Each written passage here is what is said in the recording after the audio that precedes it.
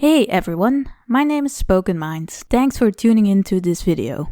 Before I actually start the actual video, I wanted to give a bit of an intro as to why this video has that title. Obviously, this is gonna be about real ghost stories, but this is only one part of a thing I've been wanting to do for a very long time. I'm fully aware that almost everyone and their aunts have been doing things like this, reading stories out loud, like there's a whole creepypasta community. I'm not gonna be trying to be part of them, I'm not that good at all. Partially because I'll try to interchange these creepy stories with Reddit r/stories. Entitled parents come to mind. Ever since I got this awesome microphone, people have been telling me that the sound in my videos are way better, and someone even commented that it sounded like an ASMR. How fun is that? That's an awesome compliment. And I've been wanting to do this kind of thing for a very long time, and this is more of a fun project for me than it actually being something I want to pursue.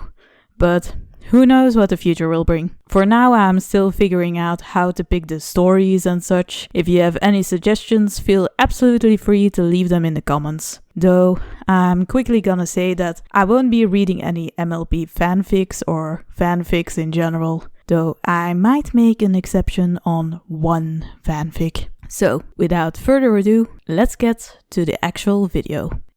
Disclaimer: these stories are copyrighted by the users I'll be naming and the website yourghoststories.com. I do not own any of the rights to these stories, and this video is purely for entertainment purposes. I also do not own the music. This is credited to YouTuber Miu. Check them and the original website, both are must read and listen. Second disclaimer: the stories you'll be hearing are paranormal, which means they talk about ghosts, spiritual encounters, possessions, hauntings, etc., etc. If you do not believe in this, so be it. I myself am skeptical, but I'm a partial believer. Only thing I ask is that you are respectful to people's beliefs in the comment section. Or I'll find a way to haunt you. Also, be aware that I'm Dutch, so I might fuck up pronunciations and the like. Please forgive me. Enjoy the video.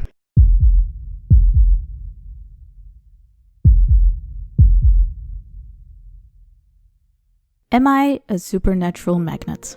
By CL. This story is from Sweden. I'm 17 years old now, and I'm pretty much the only one in my family who believes in the supernatural. My parents and everyone else keeps telling me that it's just nonsense, but I know that's not the truth. I have several experiences throughout my life, and I thought I'd tell you about them. I'm from Sweden, and my dad grew up in a village up north. The summer house we have there is sort of on the countryside, and it was built somewhere between the 1920s and the 1930s. My grandparents raised my dad and his brothers there. My grandpa passed away before I was even born, so I don't remember him, although I was very close to my grams, and apparently I was her favorite grandchild. Probably because I'm the youngest cousin. She died in 1997, and I remember how upset I was about it, but since I was young, I got over it quite soon. A couple of years later, when I was around 10 or 11, during one Easter holiday when my dad and I were having lunch downstairs in the kitchen, something strange happened. I suddenly heard a person laughing and immediately looked at my dad, since the two of us were the only ones in the house, and asked, "What's so funny?" My dad gave me a strange look and replied, "I thought you were the one laughing."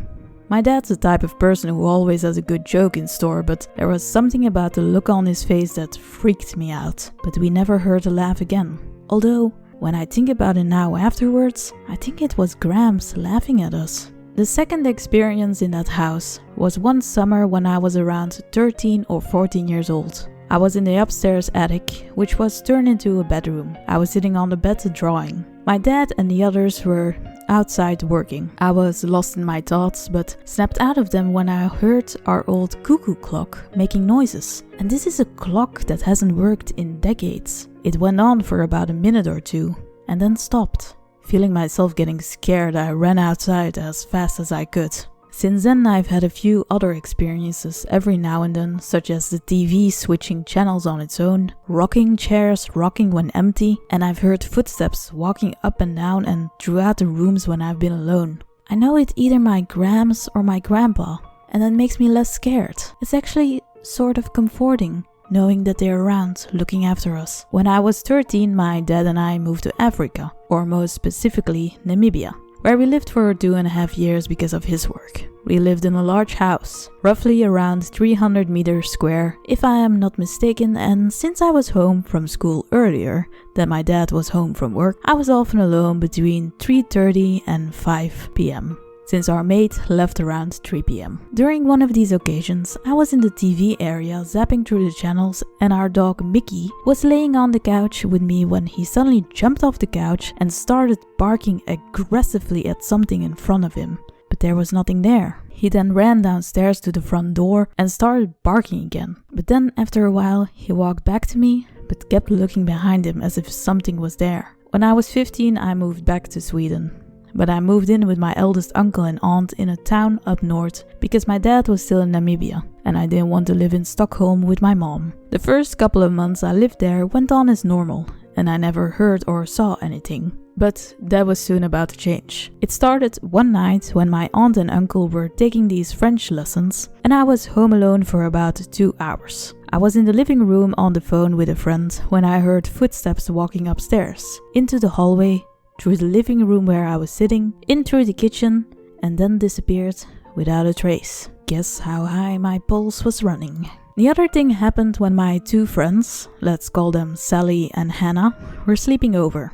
We were in the basement because the temperature there was a lot more comfortable than upstairs. Sally had fallen fast asleep, but Hannah and I were still talking. We had locked the door and all windows and made sure we were the only ones there, but apparently we had been wrong. Around 11 p.m. I heard someone running fast upstairs, and next thing I knew, the knives and forks in the kitchen drawers were scrambling loudly and both Hannah and I were scared out of our wits. During another time when Hannah was at my place, we were sleeping upstairs in a room with the door closed. It must have been sometime early in the morning, around 4 or 5 a.m. and both of us heard the door loudly slamming shut, but just once. Although all of these experiences were frightening, there is one that tops them all. I've always had a slight fear of the dark and sleep with lights on.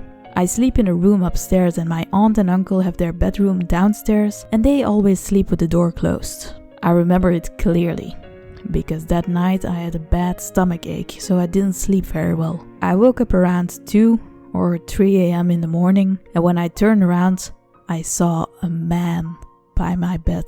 I was too shocked to be scared and thought I was dreaming, but realized I was very much awake. And I remember the man asking me if I had a stomach ache. I replied that I did. And he bent forward, whispering something I couldn't hear. And next thing I knew, he was gone. I've never seen him since then. And I've never told my aunt and uncle about what I saw because they would say it was my imagination or I was dreaming. But I know what I saw. I don't think he wanted to harm me. But I don't understand why my aunt and uncle haven't felt or sensed any of these hauntings before. Am I a supernatural magnet?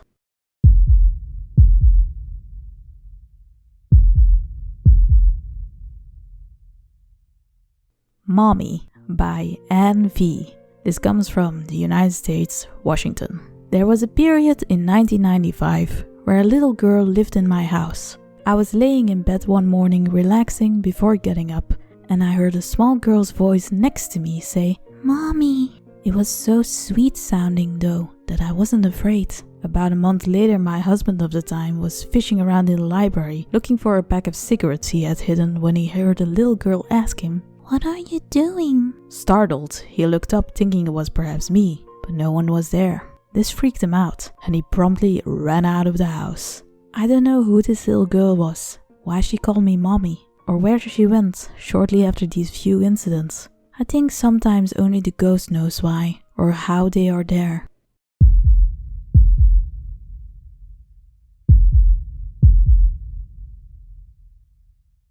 Through a Child's Eyes by Donna, from the United States, Kentucky. My mother, sister, nephew and I stopped on the side of the road, which happened to be at a family cemetery, so my mom could turn off her cell phone. This was on Halloween night. My 2-year-old nephew looked up at the graveyard and said, "Nanny, there's 3 babies," and starts to open the car door.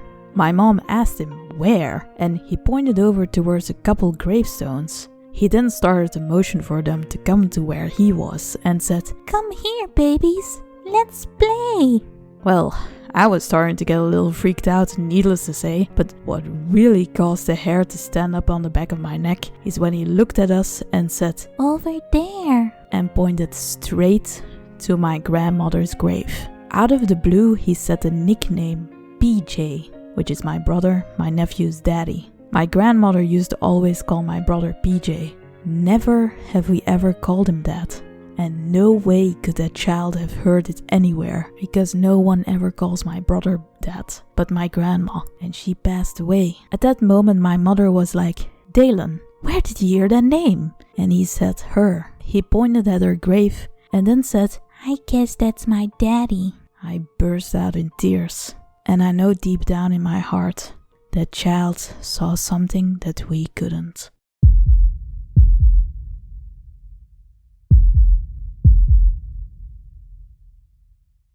Demons Among Us by Chicano457 from the United States, Illinois. When I was 17 years old, I was attacked by an evil spirit, or as some call them, demons. Me and my family lived in a 3-bedroom home in Danville, Ill. One day when I got home around 5:30 p.m. from work, my mom was still cooking dinner and I walked up to her saying hi and looked at what she was cooking. I gave her a kiss and then I went to my room to listen to some music because dinner wasn't ready. I lay down on my bed, put on my headphones. I heard the DJ talking and he put on the Beatles. As the song took off, all was fine.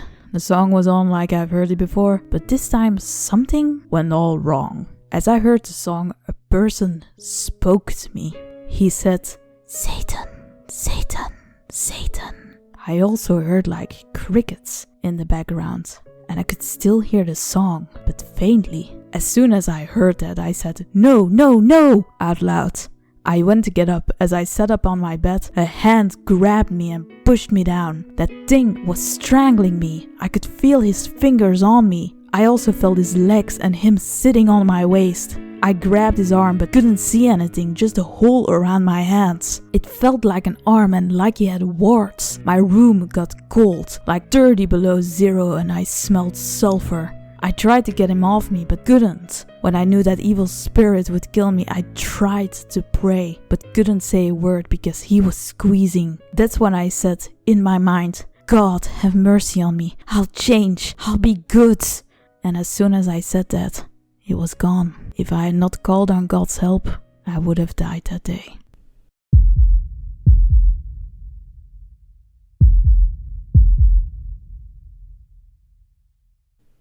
White Ghost by Raja Chakraborty.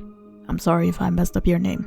From India. Someone must have pulled the emergency chain for the train, I thought, as it stopped so suddenly. The sudden cessation of movement caused us all to fall forward.